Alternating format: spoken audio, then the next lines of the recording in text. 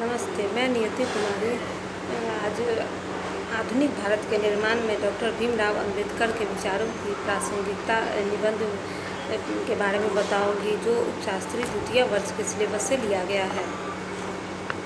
भारतीय संस्कृति के पोषकों की एक सुदीर्घ परंपरा रही है, जिनके माध्यम से चिरकाल से प्रवाहित होने वाली संस्कृति की धारा का प्रवाह आज हजारों सालों से होता आ रहा है। इस प्रवाह को गतिमान बनाए रखने और भारतीयता की अस्मिता को बचाए रखने के लिए वाले महापुरुषों के रूप में बाबा साहब डॉक्टर भीमराव अंबेडकर का नाम समाज के साथ लिया जाता है।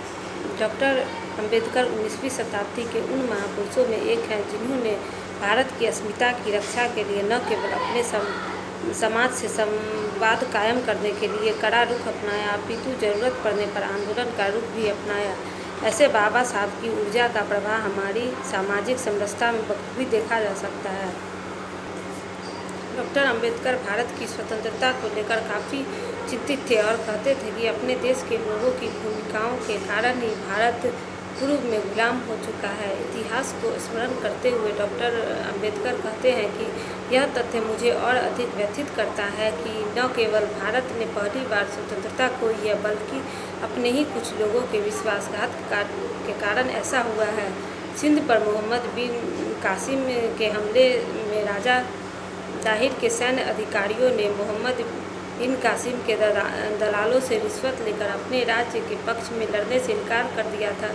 वह जयचंद ही था जिसने भारत पर हमला करने एवं पृथ्वीराज से लड़ने के लिए मोहम्मद गोरी को आमंत्रित किया था और उसे अपनी व सोलंकी राजाओं को मदद का आश्वासन दिया था। जब शिवाजी हिंदुओं की मुक्ति के लिए लड़ रहे थे, तब कई मराठा सरदार और राजपूत राजा मुगल बादशाह की ओर से लड़ रहे थे।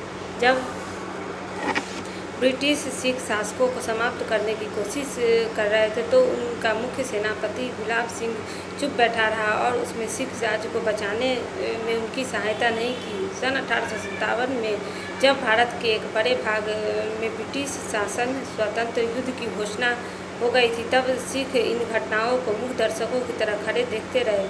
डॉक्टर अंबेडकर मूलतः भारतीय संस्कृति के पक्षधर थे, लेकिन तत्कालीन भारतीय समाज में व्याप्त विषमता ने उनको गहरी पीड़ा पहुंचाई, जिसके कारण उनका मन काफ़ी व्यथित हुआ। समाज की विषमता का यह दंश डॉक्टर अंबेडकर लंबे समय तक झेलते रहे, लेकिन हिंदू धर्म को छोड़ने की नहीं सोचे। यही कारण है कि उन्होंने हिंदू धर्म में रहते हुए संघर्ष करने का संकल्प लिया और हिंदू मंदिरों में प्रवेश के लिए लंबे समय तक आंदोलन किए। वे हिंदू समाज में व्याप्त अस्पृश्यता से बड़े दुखी थे और उनके समूल नाश के लिए वे किसी भी हद तक जाने को तैयार थे।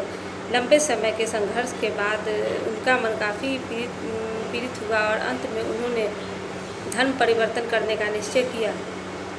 धर्म परिवर्तन करते समय उसके सामने ईसाई तथा इस्लाम के समृद्ध प्रस्ताव आए, परंतु उन्होंने भारतीयता से लगाव के कारण भारत में ही जन्मे और उनके हिसाब से अस्पृश्यता को नष्ट करने वाले बौद्ध धर्म का अनुगमन किया।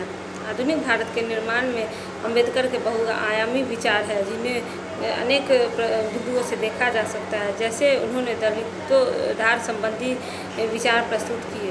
अंबेडकर दलितों के मसीहा थे। उन्होंने अपना पूरा जीवन दलितोद्धार में लगाया। इनके दलितोद्धार संबंधी विचारों एवं कार्यों में जाति प्रथा और हिंदू समाज के परंपरागत विधान पर विशेष व्यक्त करते हुए अंतर्जातीय विवाह का समर्थन किया। अंबेडकर साहब अछूतों को विशेष ध्यान में रखते हुए उन्हें शिक्षा देते थे कि वे साफ सुथरा रहे और शिक्षित हो, ताकि समाज में उन पर की जाने वाली दुर्दशा को रोका जा सके। इसी प्रयास में उन्होंने अछूतों को सभी सार्वजनिक स्थानों के प्रयोग का अधिकार दिया था, जिसमें 1929 ईस्वी में महार तालाब सत्याग्रह, 1930 ईस्वी में कालाराम मंदिर प्रवेश आंदोलन प्रमुख माने जा सकते हैं।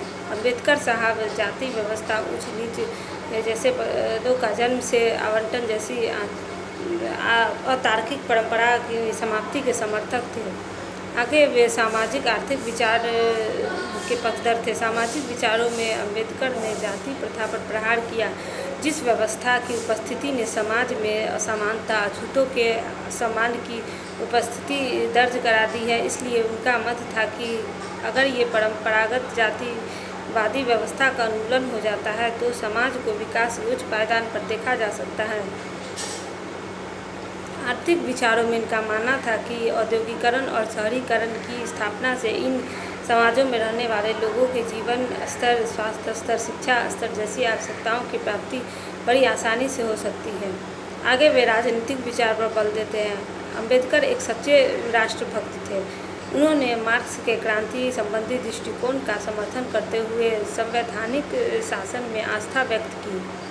जैसे गांधी के धर्म और राजनीतिक दृष्टिकोण का विरोध करते हुए इसे विशिष्ट धर्मों के हितों का पोषण बताया।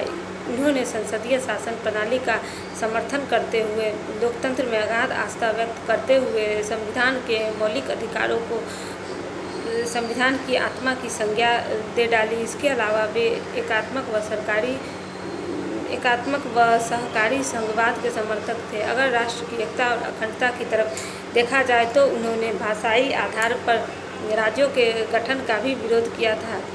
आगे वे धर्म एवं राज्य संबंधी विचार प्रस्तुत करते हुए कहते हैं कि प्रत्येक नागरिक को अंतःकरण की स्वतंत्रता तथा किसी भी धर्म को मानने व उसका प्रचार करने की आज़ादी होनी चाहिए। किसी भी व्यक्ति को जबरदस्ती किसी धर्म का अनुयायी नहीं बनाया जा सकता।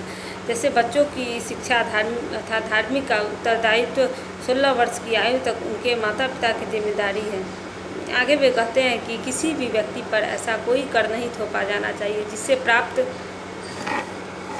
होने वाली आय किसी धर्म विशेष को बढ़ाए रखने के लिए खर्च की जाए। इसके अनुसार राज्य पूर्णतः धर्मनिरपेक्ष होना चाहिए। सभी धर्मों के लोगों को समान अवसर प्रदान किया जाए। आगे अम्बेडकर प्रजातंत्र संबंधी विचार प्रस्तुत करते हैं। डॉक्टर अम्बेडकर भारत में प्रजातंत्र के लिए मुख्य रूप से 3 बातों का उल्लेख करते हैं। प्रथमतः वे कहते हैं कि प्रजातंत्र को केवल बाह्य स्वरूप में नहीं बल्कि वास्तव में बनाए रखने के लिए हमें क्रांति का खूनी रास्ता छोड़ना होगा। हमें सविनय अवज्ञा, आंदोलन, असहयोग और सत्याग्रह के तरीके छोड़ने होंगे। जब आर्थिक और सामाजिक लक्ष्यों को प्राप्त करने के लिए कोई संवैधानिक उपाय न बचा हो, हमें असंवैधानिक उपाय उचित जान पड़ते हैं। दूसरी बात है कि प्रजातंत्र को बनाए रखने के लिए हम अपनी स्वतंत्रता को एक महानायक के चरणों में भी समर्पित न करें या उस पर विश्वास करके उसे इतनी शक्तियां न प्रदान कर दे कि वह संस्थाओं को नष्ट करने में समर्थ हो जाए। प्रजातंत्र के वास्तविक रूप के लिए अम्बेडकर तीसरी बात बताते हैं कि हमें राजनीतिक प्रजातंत्र को सामाजिक प्रजातंत्र बनाना चाहिए। सामाजिक प्रजातंत्र के बिना राजनीतिक प्रजातंत्र नहीं चल सकता। सामाजिक प्रजातंत्र का अर्थ है एक ऐसी जीवन पद्धति जो स्वतंत्रता, समानता और बंधुत्व के जीवन के सिद्धांतों के रूप में स्वीकार हो। निष्कर्ष में कहा जा सकता है कि सामाजिक, आर्थिक और राजनीतिक विषमता, जातिवाद, वर्गवाद, संप्रदायवाद के साथ आरक्षण को लेकर सवर्णों और अवर्णों में छिड़ी जंग के कारण आज देश में गृह युद्ध की स्थिति बन गई है। ऐसे में डॉक्टर अम्बेडकर के बहुआयामी विचार उस प्रकाश के समान है जो राज्य और समाज में व्याप्त अंधत्व को मिटाने का पूरा सामर्थ्य रखता है। अतएव अम्बेडकर के विचारों की प्रासंगिकता अक्षुण्ण है, जिन्हें आत्मसात कर हम आधुनिक भारत, सपनों का भारत की सही परिकल्पना कर पाएंगे।